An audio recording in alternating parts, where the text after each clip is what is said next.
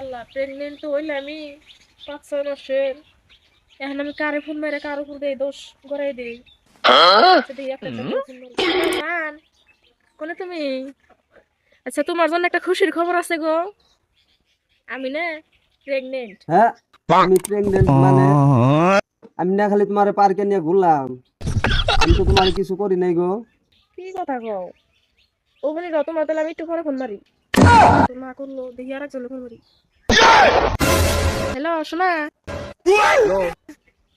আমি না তোমার বাচ্চার মা ওভার চাইতেছি। ওভার চাইতেছি মানে হইছি এই যে মোটামুটি 4 মাস হইছে।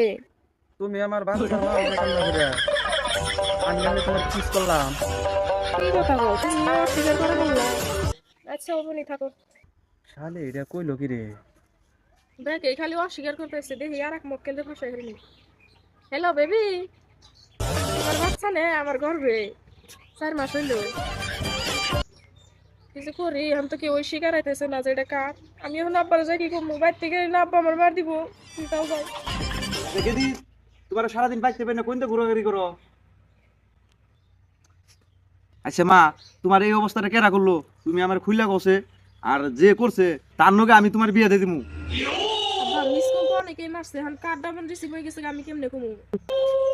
বাইগান বান্দির বাচ্চা, তুই করছ কি? হ্যাঁ দেখো শুনি, আমারই মেয়ে না ও এই কাম করছে, গ্রামে কি আমার মান সম্মান থাকবো?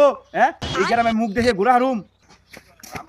অতি চালাকির গলায় ধরি ভাবলাম যে মক্কেল একটা গাড়ি ঝুলাই দেয়, এখন না সেই কন্যা কেনা মক্কেলের আশায় আমিও বাড়ি ছাড়া হইলাম। তো বান্ধবীরা আমার মতন ভুল কিন্তু তোমরা কেউ করো না।